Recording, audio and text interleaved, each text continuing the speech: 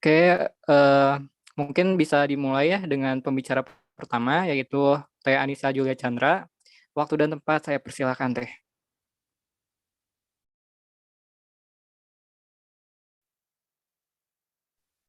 Baik, terima kasih. Apakah suara saya terdengar? Sangat jelas, Teh. Baik, kalau gitu mungkin saya langsung aja mulai ya. Bismillahirrahmanirrahim. Assalamualaikum warahmatullahi wabarakatuh. Perkenalkan, nama saya Anissa Jula Chandra, dan salam kenal untuk semua yang hadir di Breakout Room 3 ini.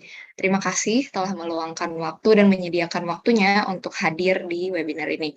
Sebelum kita mulai pematerian atau sharing ini, mau tanya dulu nih, apa kabar semuanya?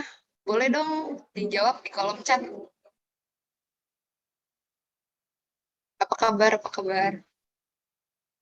Baik, oke. Alhamdulillah, semoga kita semua baik-baik semua ya. Dan eh, kalau gitu, ada pantun dulu nih. Naik gunung, jalannya ke daerah Baduy. Langsung aja deh, next kuy. Oke.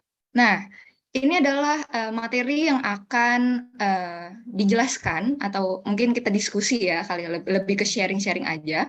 Eh, yang pertama itu mengenai definisi dari public speaking itu sendiri. Lalu ada langsung ke manfaat-manfaat dari si public speaking itu sendiri, lalu nanti akan ada kesimpulan. Nah, ada baiknya kita tahu dulu nih, apa sih sebenarnya public speaking itu, definisinya apa gitu ya. Nah, sekarang boleh juga nih, barangkali udah ada yang tahu, apa sih sebenarnya public speaking menurut yang teman-teman udah ketahui, boleh dijawab di kolom chat.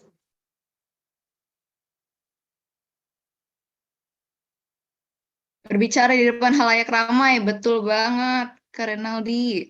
Ada lagi, ada lagi?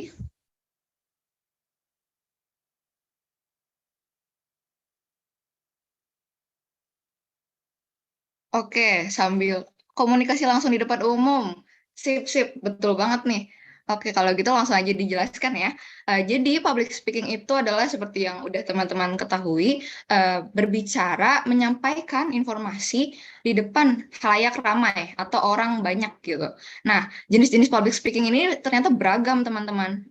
Mungkin dari yang terdekat ya, mungkin teman-teman pernah juga mengalami, contohnya presentasi di depan kelas gitu kan, atau menjadi moderator di acara webinar himpunan misalnya gitu, atau menjadi MC gitu kan. Nah, itu juga contoh-contoh public speaking. Atau bisa juga seperti pidato dan debat, terus abis itu ada ceramah misalnya, dan bisa juga seperti seminar, diskusi, dan seperti webinar yang sekarang kita hadir ini gitu.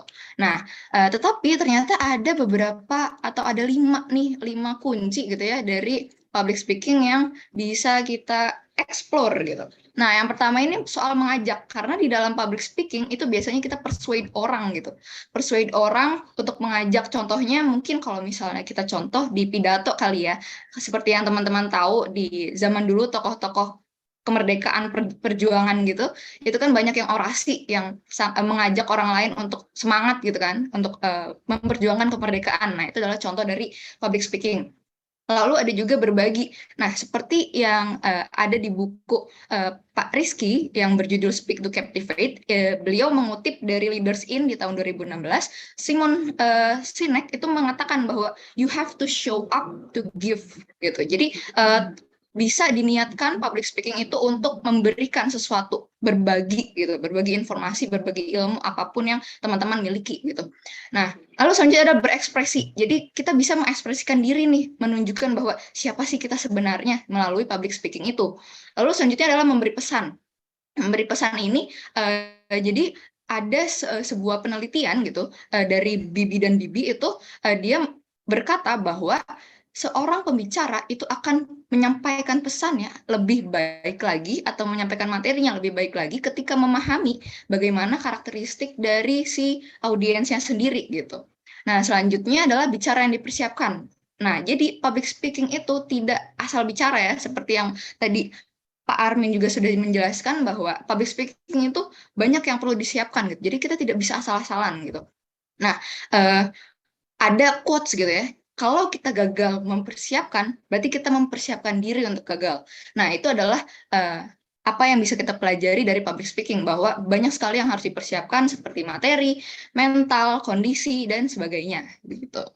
Nah, ini ada contoh dulu nih dari Raditya Dika. Mungkin teman-teman tahu ya, gimana sih contoh langsung public speaking itu gitu. Selamat siang. Pada kedinginan nggak? Muka-muka orang yang bayar 50.000 nih kayak gini ya. Lo modal dikit nah apa sih? Ada pembicara dari pagi bayar 50.000 doang. Gila lo emang. The Theory of Comedy oleh Raditya Dika. Itu mukanya Deddy Corbuzier tuh paling kanan tuh ya. Botak nangis. Oke. Pas gue dikontak sama Bukalapak, gue sebenarnya diminta untuk bikin Theory of Humor.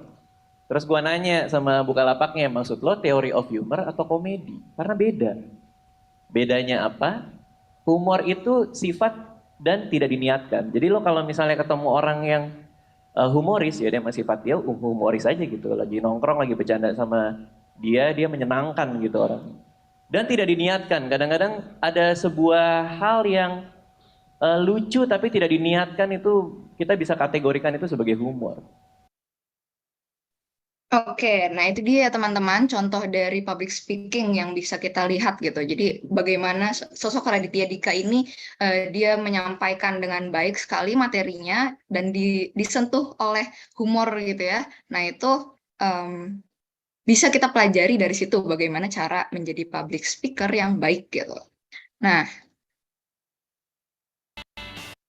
selanjutnya adalah main topik kita hari ini, yaitu manfaat public speaking. Kalau tadi kan definisinya ya, kayak udah tahu nih, public speaking itu ngapain sih, apa aja gitu. Nah, sekarang manfaatnya itu apa gitu?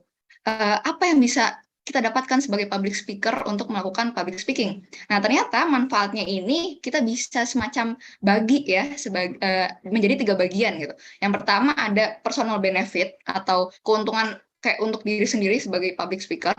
Lalu yang kedua untuk profesional, jadi mungkin bisa berdampak terhadap kehidupan profesional kita sebagai misalnya pekerjaan, mungkin di kelas dan sebagainya. Lalu yang selanjutnya juga ada untuk publik. Jadi apa sih manfaat untuk orang-orang yang mendengarkannya begitu.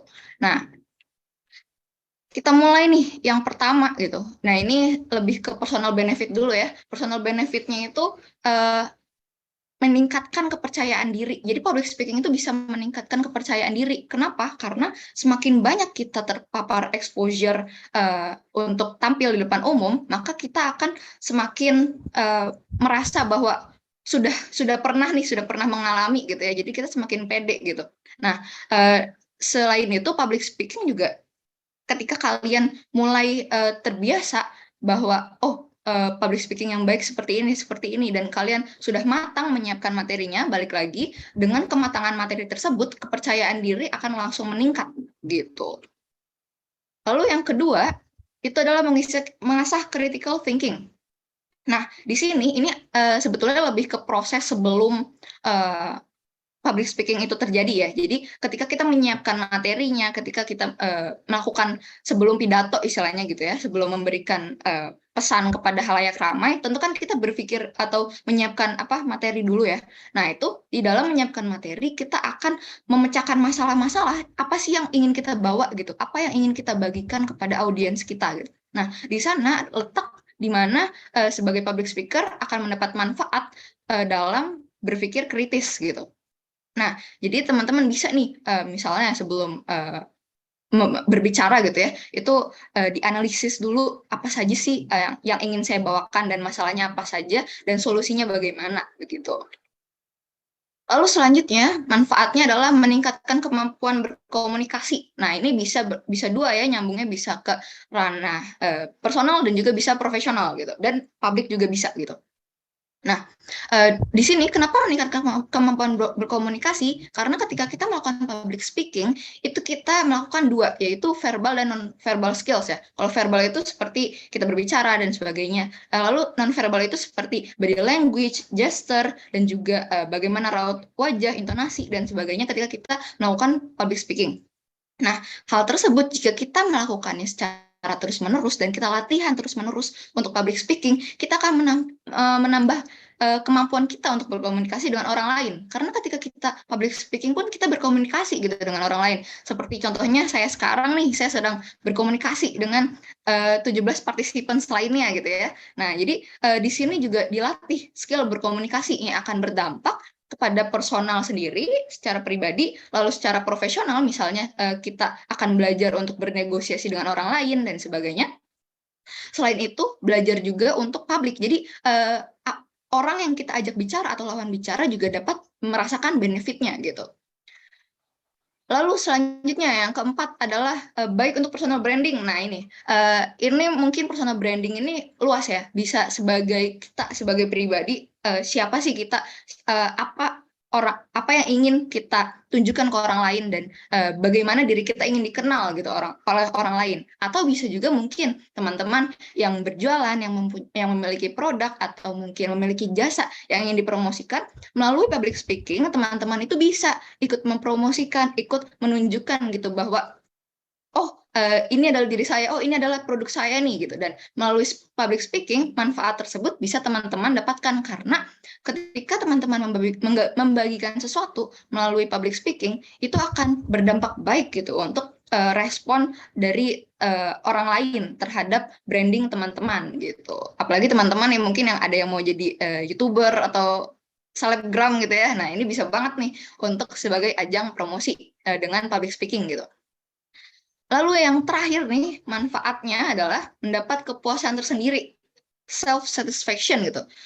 Apa sih maksudnya kok kepuasan tersendiri gitu kan? Nah, ternyata maksudnya dari si kepuasan tersendiri ini lebih ke ketika kita melakukan public speaking, tentunya kita akan berbagi sesuatu gitu ya, berbagi informasi. Dan ketahuilah ketika kita berbagi informasi, itu berarti kita membagikan ilmu gitu. Nah, yang semoga bisa bermanfaat untuk orang-orang yang mendengarkannya. Nah, di dalam kegiatan tersebut kita bisa mendapatkan kepuasan tersendiri bahwa saya telah membagikan ilmu ini nih, semoga bisa bermanfaat ya gitu. Atau mungkin tiba-tiba ada yang beneran bilang gitu setelahnya, Kak terima kasih atas webinarnya, saya terinspirasi misalnya gitu kan. Dan apalagi sekarang banyak banget ya webinar-webinar inspiratif yang bisa teman-teman ikuti dan itu bisa berdampak gitu sebagai kita yang menontonnya gitu. Nah, di sini juga ada quotation dari Maxwell yang pernah berkata bahwa it is not about me, but it's all about others. Jadi public speaking itu tidak hanya tentang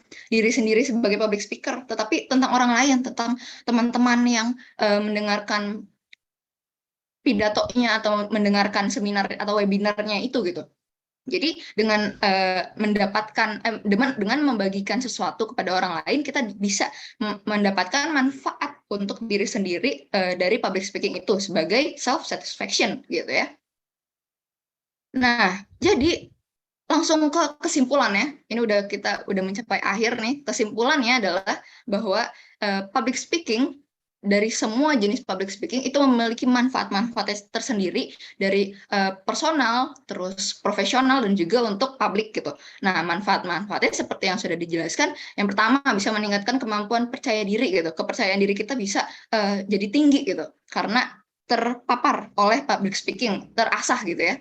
Lalu kedua, mengasah critical thinking. Jadi kita bisa berpikir kritis, bagaimana sih cara menyelesaikan sesuatu gitu dari menyiapkan public speaking. Lalu yang ketiga, meningkatkan kemampuan berkomunikasi. Berkomunikasi ini sudah jelas ya, ketika kita berbicara dengan orang lain, berarti kita berkomunikasi. Public speaking pun seperti itu gitu. Lalu yang terakhir, yang keempat adalah baik untuk personal branding. Jadi teman-teman bisa nih mempromosikan diri atau mempromosikan produknya melalui personal branding yang ditunjukkan ketika melakukan public speaking gitu. Lalu yang terakhir adalah mendapat kepuasan tersendiri atau self-satisfaction, yang dimana ini penting sekali terutama untuk teman-teman yang ingin menambah kepercayaan diri gitu ya, self-confidence, self-esteem-nya, dan itu dan juga dengan membagikan sesuatu tentunya kita akan merasa senang, seperti mungkin kita pernah di jalan terus ketemu anak kecil dan kita ada permen terus kita ngasih, itu kan kayak senang gak sih gitu, anak kecilnya mungkin bilang makasih Kak gitu kan. Nah itu kan kayak satu kebahagiaan kecil tersendiri gitu ya.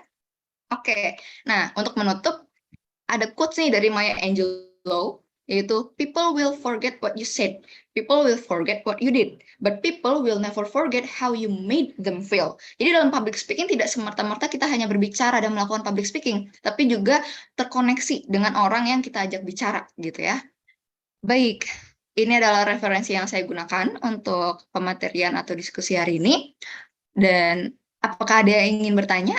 Mungkin segitu pematerian dari saya, kurang lebih mohon maaf. Silakan jika ada yang ingin ditanyakan. Oke, terima kasih Teteh Anissa. Wah, saya juga baru tahu nih bahwa public speaking itu sangat bermanfaat untuk kita, untuk mengasah kita agar berpikir kritis dan juga untuk personal branding ya. Oke, mungkin bagi teman-teman yang mempunyai pertanyaan, boleh langsung menggunakan fitur raise hand terlebih dahulu, nanti baru saya ini kan untuk berbicara ya. Atau kalau kalian malu-malu, boleh pertanyaannya ditulis di chat box, nanti akan saya bacakan. Apakah ada? Belum ada ya? Nah, sambil nunggu, saya mau tanya nih ke Teh Anissa, gimana nih perasaan Teteh setelah tampil di webinar ini? Rasanya alhamdulillah lega. Udah oke ya? Deg-degan nggak sih Teh? Jujur sih aku deg-degan banget jadi co-host. Deg-degan banget, luar biasa. Dari Iya, awal sampai sama. sekarang. Iya. Biasanya jadi cider doang, sekarang harus ngomong, harus on cam, harus ya gitulah. Cuman Betul. ya demi nilai. Betul sekali. Sangat relatable. Jadi Gimana nih apakah teman-teman? ya gimana nih, ada yang mau bertanya nggak? Mau tanya, boleh raise hand. Oke. Sebentar ya, aduh.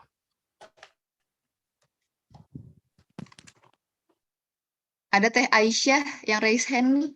Kak Oh Renaldi. iya, boleh. Teh Aisyah langsung aja pertanyaannya.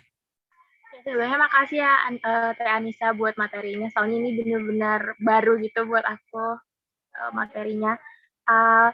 Aku mau nanya pendapatnya Teh Anissa, misal Teh Anissa nih abis ngasih materi, ngasih sesuatu yang buat orang lain gitu ya, terus ternyata feedbacknya itu gimana ya, mungkin nggak sesuai gitu sama yang kita pengen. Pasti kita kan kalau misalnya ini ada ekspektasi gitu ya, kayak oh ntar nih audiens kita bakal gini kayak gitu. Kalau misalnya feedback yang ternyata Teteh Nisa nggak sesuai sama ekspektasi Teteh Nisa, kayak gimana gitu. Soalnya kadang kan itu yang bikin kita semangat lagi ya buat tampil lagi. Tapi ternyata feedback yang pas pertama kali kita dapetin tuh nggak bagus gitu. Kalau Teteh Nisa sendiri bikin semangatnya lagi itu gimana? Makasih. Baik, terima kasih Teh Aisyah atas pertanyaannya. Wah, bagus banget nih pertanyaannya. Oke, jadi sebetulnya kalau saya pribadi itu lebih ke prevent dulu sih. Jadi ketika di awal itu mungkin bukannya tidak mengekspektasikan apa-apa, tetapi memang sudah tahu bahwa feedback itu kan ada dua ya, ada positif, ada negatif, dan saya harus siap dengan keduanya tersebut gitu. Nah, jika feedback yang saya dapatkan ternyata kurang baik atau kurang positif gitu ya, dan itu saya lebih menyikapinya dengan refleksi diri gitu. Jadi jadikan itu sebagai bahan evaluasi daripada terus-terusan semacam meratapi diri mungkin ya. Jadi lebih ke evaluasi, oh berarti menurut orang lain saya kurang di sini. Menurut orang lain ternyata saya perlunya harusnya seperti ini nih, sebaiknya seperti ini. Jadi semua feedback yang mungkin kurang positif itu saya kumpulkan dan saya jadikan sebuah semacam evaluasi lah intinya, evaluasi diri dan untuk menjadikan diri saya atau mungkin performance saya ke depannya lebih baik lagi. Begitu Teh Aisyah. Bagaimana, apakah menjawab?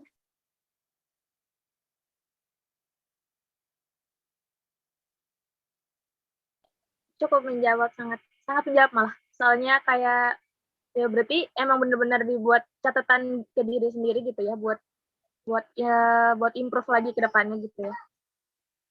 Betul sekali Teh Aisyah. Baik, ada lagi yang ingin bertanya? Mumpung ada kesempatan nih sama Teh Anissa nih, mumpung ada kesempatan.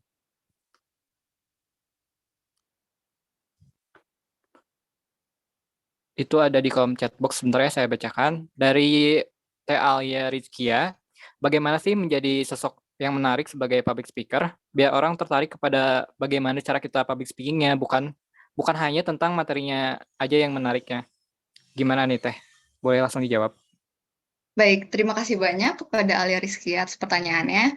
Ini menarik sekali juga ya pertanyaannya. Jadi cara menjadi sosok yang menarik ya sebagai public speaker. Mungkin pertama adalah persiapkan diri dan tentunya banyak latihan dan perbanyak jam terbang. Karena tidak bisa bohong ya, ketika kita banyak latihan, banyak exposure, kita akan menjadi lebih baik lagi gitu ke depannya dalam menjadi public speaker dan mungkin belajar dari yang telah kita lalui gitu ya, agar gimana sih caranya menjadi lebih menarik. Nah, lalu selanjutnya biar orang tertarik kepada bagaimana cara kita public speaking-nya gitu ya, bukan hanya tentang materinya aja yang menarik. Oke, nah ini juga masih nyambung ya. Jadi dengan kita mengevaluasi diri gitu ya, terus-menerus dan juga mungkin banyak-banyak nonton di YouTube, contohnya di TED Talks mungkin kalau tahu, atau mungkin di Buka Talks juga yang versi Indonesia. Kan sudah banyak ya platform-platform yang menyediakan public speaker yang berkualitas yang mungkin bisa kalian contoh, kalian tiru sebagai role model gitu ya untuk public speaking. Nah, itu juga bisa tuh belajar dari mereka gimana sih gitu caranya menjadi orang yang menarik sebagai public speaker gitu. Jadi tidak hanya materi, karena memang betul pembawaan dari public speakernya sendiri itu sangat penting dan itu sangat mempengaruhi bagaimana materinya itu tersampaikan kepada orang lain. Begitu. Jadi intinya mungkin bisa pertama banyakin latihan, banyakin jam terbang, terus bisa nontonin di YouTube dan contoh-contoh public speaker yang baik. Terus abis itu mungkin ya evaluasi diri terus-menerus gimana caranya menjadi public speaker yang menarik. Begitu. Bagaimana Teh Alia Rizkia? Apakah terjawab?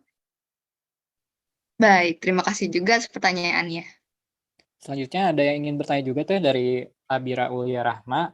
Halo Teh, mau tanya. Sebelumnya terima kasih banget materinya bermanfaat. Aku mau tanya Teh, kira-kira ada nggak sih manfaat dari public speaking yang berdampak banget buat kehidupan sehari-hari? Makasih. Baik, terima kasih Teh Abira atas pertanyaannya ya.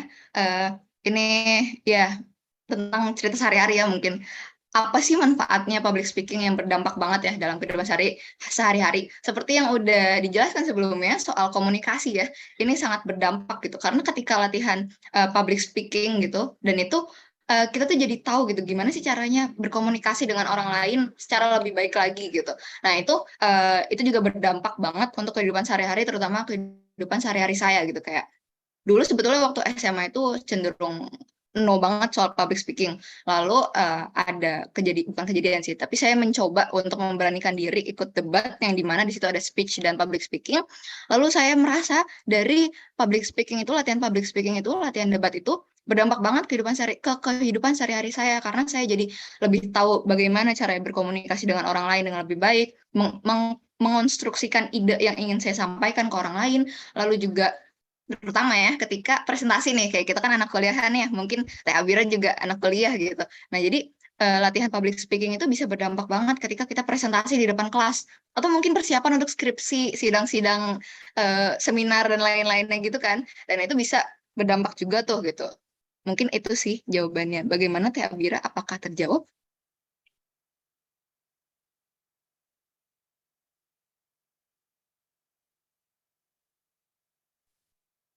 Baik, terima kasih Teh Abira yang cantik juga. Oke, karena sudah tidak ada yang bertanya, kita akan langsung ke pembicara yang kedua ya Teh. Boleh Baik, di stop terima dulu share kasih. screen-nya. Terima kasih Kak Renaldi dan Ya, semuanya. sama-sama.